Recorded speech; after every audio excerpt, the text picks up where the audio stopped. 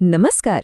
ચાલો આજે આપણે ઇલેક્ટ્રિકલ એન્જિનિયરિંગના એક બહુ જ મહત્વના વિષયને સમજીએ. એ છે વોલ્ટેજ રેગ્યુલેશન. જરા વિચારો, આપણા ઘરના ઉપકરણોને એકદમ સ્થિર વીજળી કેવી રીતે મળતી હશે? બસ આ સ્થિરતા જાળવવાનું કામ જ વોલ્ટેજ રેગ્યુલેશન કરે છે. આજે આપણે એ જ જોવાના છીએ કે આ સિદ્ધાંત શું છે અને પાવર સિસ્ટમ માટે તે આટલું બધું જરૂરી કેમ છે. તો ચાલો આપણે સીધા આ વિષયના મૂળમાં જ જઈએ. આખી વાત છે ને એ એક સવાલથી શરૂ થાય છે જે દરેક પાવર એન્જિનિયર માટે એક મોટો પડકાર હોય છે. હા, આ જ છે મુખ્ય સવાલ. વિચારો ને, જ્યારે એકસાથે હજારો ઘરોમાં એસી ચાલુ થાય ત્યારે જનરેટર પરનો લોડ કેવો અચાનક વધી જાય. આવી હાલતમાં પણ વોલ્ટેજને એકદમ સ્થિર કેવી રીતે રાખી શકાય? એની ગણતરી કેવી રીતે થાય? એની ખાતરી કેવી રીતે કરી શકાય? પણ સારી વાત એ છે કે એન્જિનિયરોએ આ મોટા પડકારનો સામનો કરવા માટે કેટલીક પાકી અને સ્ટાન્ડર્ડ પદ્ધતિઓ શોધી કાઢી છે. અને બસ આ જ પદ્ધતિઓ આજે આપણી ચર્ચાનો મુખ્ય વિષય છે.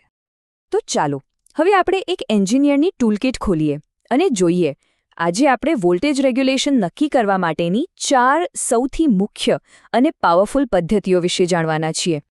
જુઓ, આપણા સ્ત્રોત પ્રમાણે વોલ્ટેજ રેગ્યુલેશન નક્કી કરવા માટે મુખ્યત્વે આ 4 પદ્ધતિઓનો જ ઉપયોગ થાય છે. ચાલો આપણે હવે એક પછી એક આ ચારેયને સમજીએ. સારું, તો આ રહી એ 4 પદ્ધતિઓ. પહેલી છે ડાયરેક્ટ લોડિંગ પદ્ધતિ, જે સૌથી સીધી સાદી છે. બીજી છે સિન્ક્રોનસ ઇમ્પિડન્સ પદ્ધતિ, જે ગણતરી પર વધુ આધાર રાખે છે.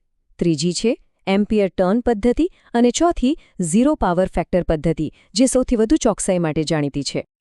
ખબર છે, આમાં એક મજાની વાત શું છે? આ બધા સિદ્ધાંતો છે ને એ યુનિવર્સલ છે. એટલે કે ભાષા ભલે અંગ્રેજી હોય કે ગુજરાતી, આ 4 મૂળભૂત પદ્ધતિઓ આખી દુનિયાના એન્જિનિયરો માટે એક સરખી જ રહે છે. આ બતાવે છે કે એ કેટલી સ્વીકૃત અને સ્ટાન્ડર્ડ છે. હવે આવે છે એકદમ કામની વાત. જેમ અમુક લોકોના હુલામણા નામ હોય છે ને, બસ એમ જ આ પદ્ધતિઓના પણ બીજા નામો છે. અને આ જાણવું ખૂબ જ જરૂરી છે, નહીતર ક્યારેક ગૂંચવાડો થઈ શકે છે. વિચારો તો ખરા કે કોઈ જૂની ટેક્સ્ટબુક વાંચતા હોઈએ અને એમાં EMF મેથડ લખેલું આવે. હવે જો આપણને ખબર જ ન હોય કે આ તો સિન્ક્રોનસ ઇમ્પિડન્સ મેથડનું જ બીજું નામ છે, તો કેવું થાય? એટલે જ આ બીજા નામો જાણવા ખૂબ જ મહત્વપૂર્ણ છે. ચાલો તો આ નામો પર એક નજર કરીએ. જુઓ, સિન્ક્રોનસ ઇમ્પિડન્સ પદ્ધતિને EMF પદ્ધતિ પણ કહેવાય છે. એમ્પિયર ટર્ન પદ્ધતિને MMF પદ્ધતિ અથવા તો તેના શોધક રોથટના નામ પરથી રોથટ પદ્ધતિ તરીકે પણ ઓળખવામાં આવે છે. અને હા, ઝીરો પાવર ફેક્ટર પદ્ધતિ એ તેના ગ્રાફિકલ સોલ્યુશનને કારણે પોટિયર ટ્રાયંગલ પદ્ધતિ તરીકે પણ ફેમસ છે. જો આપણો સોર્સ પણ આ જ વાત કહે છે. એક જ પદ્ધતિ માટે 3 અલગ નામ: એમ્પિયર ટર્ન, MMF અને રોથર પદ્ધતિ. આના પરથી જ ખ્યાલ આવે કે વિષયને બરાબર સમજવા માટે તેની પરિભાષા પર પકડ હોવી કેટલી જરૂરી છે. તો આ બધી માહિતીનો સાર શું નીકળે છે? એમ સમજો કે આ 4 પદ્ધતિઓ ખાલી થિયરી નથી, પણ એક એન્જિનિયરની ટૂલકિટમાં રહેલા 4 અલગ અલગ સાધનો છે, જેનો ઉપયોગ સાચા સમયે સાચી જગ્યાએ કરવામાં આવે છે. તો ચાલો આખી ટૂલકિટ પર એક છેલ્લી નજર નાખી લઈએ.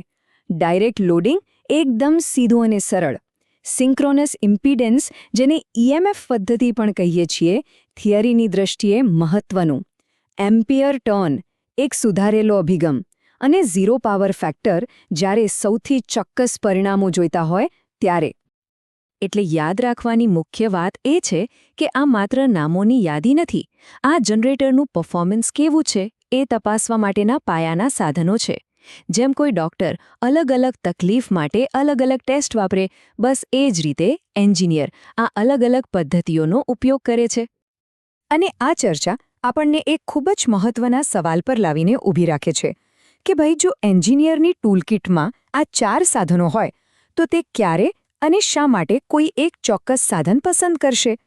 કઈ પદ્ધતિ કઈ પરિસ્થિતિમાં સૌથી સારી રીતે કામ કરે છે? બસ આ સવાલનો જવાબ જ આ વિષયના ઊંડાણમાં છુપાયેલો છે.